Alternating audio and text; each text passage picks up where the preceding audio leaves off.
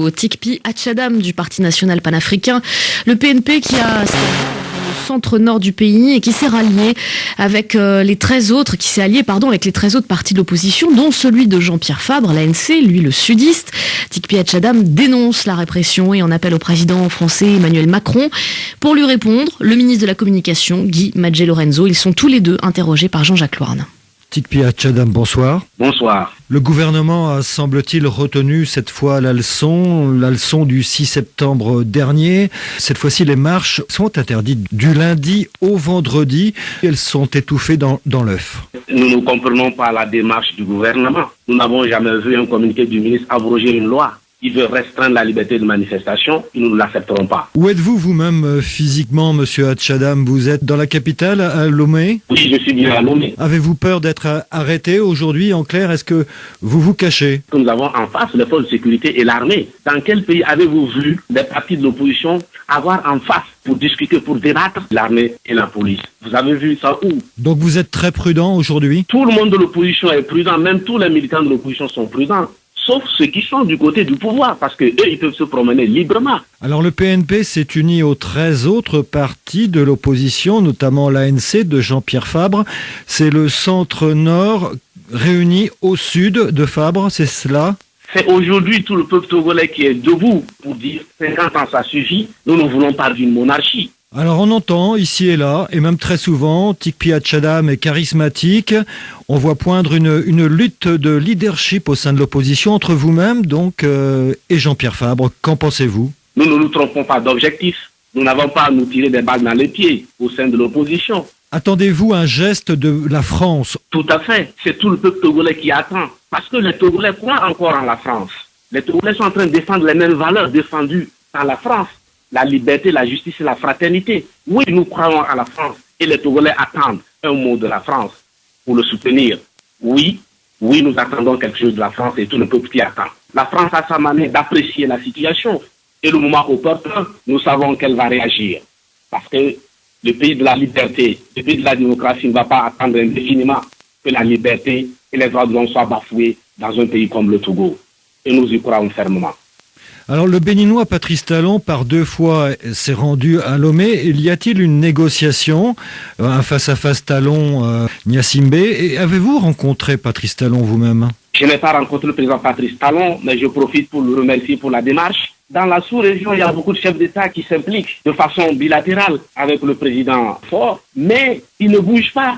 Alors, les Togolais se disent, si tous les chefs d'État de l'Afrique de l'Ouest prennent contact avec lui et qui ne bougent pas, ça veut dire qu'il manque un chef d'État qui doit mettre son poids dans la balance, et bien, c'est celui de la France.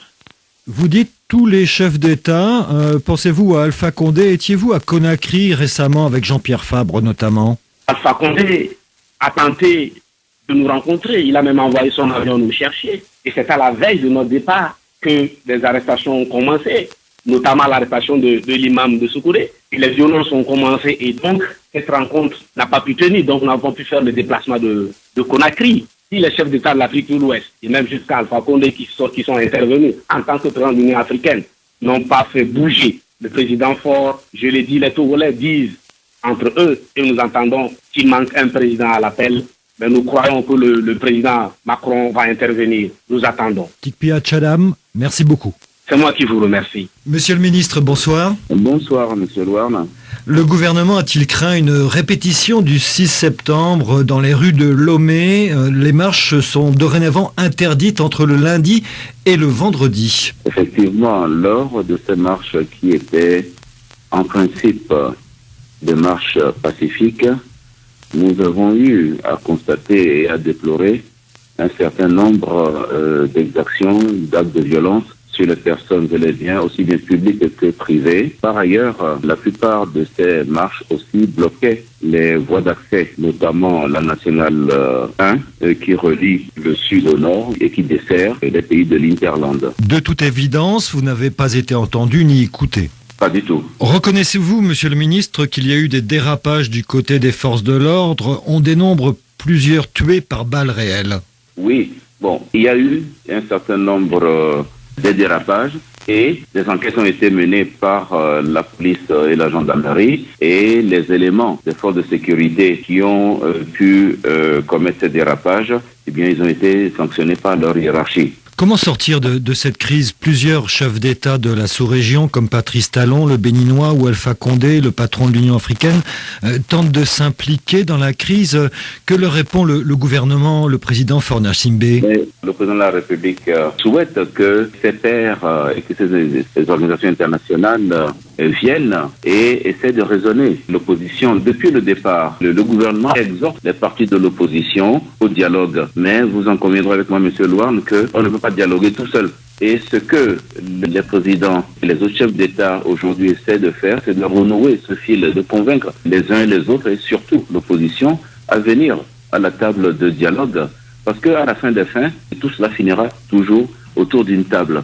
Donc nous pouvons faire l'économie des vies et des blessés, parce que le sang a trop coulé au Togo. Donc moi, par le canal de votre radio, j'appelle encore une fois là, au sens de la responsabilité de tous les hommes politiques et au dialogue. Ça ne sert à rien. Aujourd'hui, qu'est-ce que nous avons constaté? C'est qu'il y a des référents et des vocabulaires qui sont utilisés par le parti de l'opposition et par un parti en particulier. Je vais citer le PNP. Ce que nous voyons aujourd'hui, c'est qu'il y a des prêches violentes au niveau des mosquées et qui appellent à tenter à la vie des militaires et à la vie des gens qui ne pensent pas comme eux. Où est-ce que nous allons aller? Non, nous ne pouvons pas continuer. Nous sommes tous des Togolais, mais au jour d'aujourd'hui, ces prêches que personne de l'opposition et M. Tipi Achadam en tête ne condamnent. Vous avez vu qu'à Sokodé, 2 militaires qui étaient en faction devant la maison d'une autorité, là, ils ont été lynchés au nom de Allah Akbar. Vous comprenez? Nous ne pouvons pas aller dans ce sens-là. Il faut que tous les Togolais se retrouvent autour d'une table. Il n'y a pas un problème qui ne puisse pas être résolu.